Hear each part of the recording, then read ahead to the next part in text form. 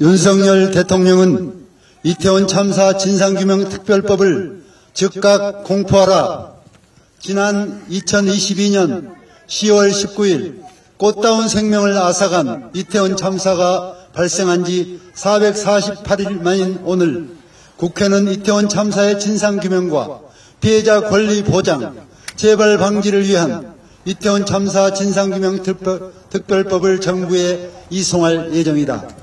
진상규명과 안전사회를 향한 첫걸음을 내디딜 수 있도록 윤석열 대통령과 정부가 결자해지하는 자세로 특별법을 즉각 공포할 것을 촉구한다.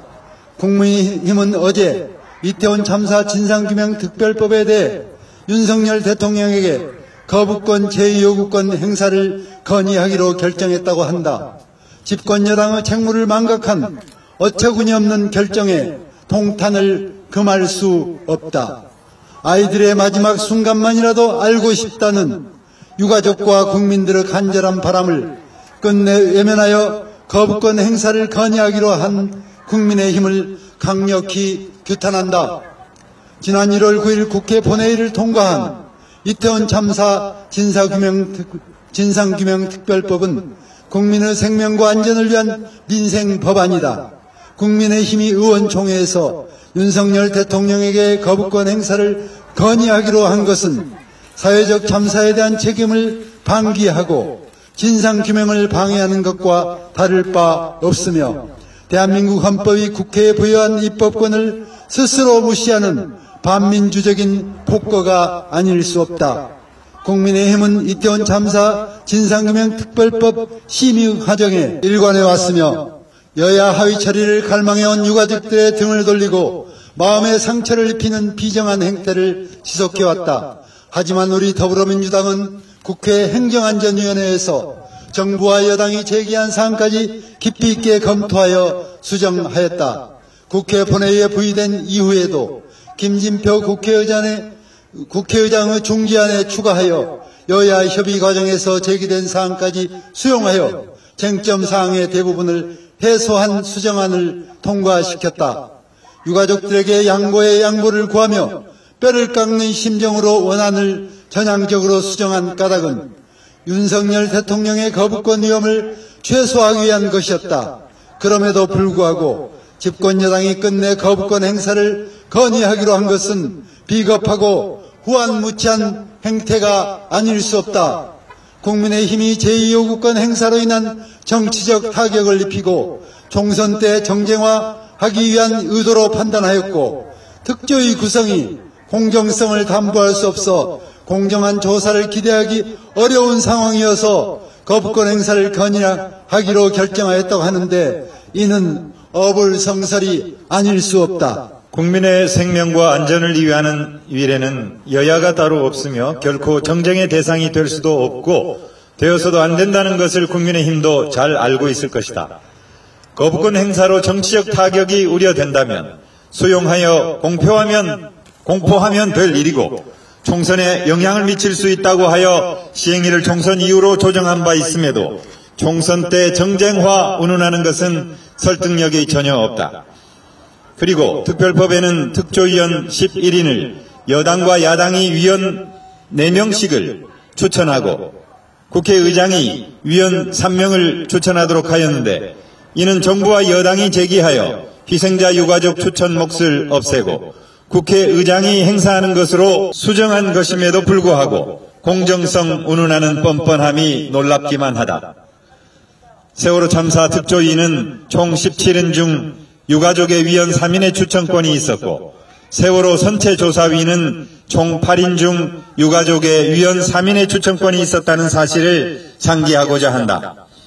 또한 특조위가 검찰과 비슷한 수준의 무소불위, 과도한 권한을 갖도록 독소조항을 만들었다는 주장도 사실과 전혀 다르다.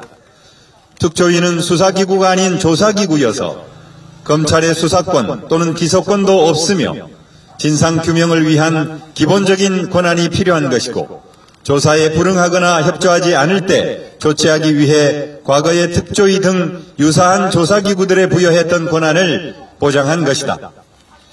국민의힘이 윤석열 대통령에게 이태원 참사 진상규명 특별법에 대한 거부권 행사를 건의하기로 했다는 소식이 알려지면서 분노한 이태원 참사 유가족들은 어제 용산 대통령실 앞에서 삭발까지 단행하며 특별법의 신속한 공포를 촉구했다. 유가족들이 땡볕 아래서 단식 농성을 하고 폭한 속 눈 덮인 길 위에서 오체 투지를 했는데 삭발까지 단행하며 눈물로 촉구하고 있는 점을 감안해 윤석열 대통령과 정부가 무책임하게 거부권을 행사하여 희생자와 유가족을 두 번 죽이는 불상사는 결단코 없어야 할 것이다. 국가의 가장 큰 책무는 국민의 생명과 안전을 지키는 일이며 국민의 생명과 안전을 외면하는 대통령과 정부는 더 이상 존재할 이유가 없을 것이다. 국가인권위원회와 유엔 자유권위원회에서도 이태원 참사 피해자의 권리를 보장하고 조사기구를 통한 진상을 규명하여 유사한 재난 또는 참사의 반복을 예방하기 위해 이태원 참사 진상규명 특별법을 제정해야 한다는 의견을 국회와 한국 정부에 권고한 바 있다. 봄을 이기는 겨울은 없으며 진실은 강력하고 반드시 승리한다. 윤석열 대통령과 정부에 좌고우면하지 말고 이태원 참사 진상규명 특별법을 이송 즉시 공포할 것을 강력히 촉구한다. 그렇지 않다면 엄중한 국민적 심판과 저항에 직면하게 될 것임을 경고한다. 2024년 1월 19일 더불어민주당 국회의원 일동. 네, 그러면 마지막으로 구호를 해보면서 마치도록 하겠습니다. 이태원 참사 특별법 거부권을 건의한 국민의힘을 규탄한다! 국민의 생명과 안전을 포기하라는 국민의힘을 규탄한다! 용산 출장소 비정한 정당 국민의힘을 규탄한다! 유가족을 두 번 죽이지 마라! 이태원 참사 특별법 즉각 공포하라! 윤석열 대통령은 헌법이 명한 대통령 책무를 이행하라! 이태원 참사 특별법 즉각 공포하라! 네, 이상으로 기자회견 마치도록 하겠습니다.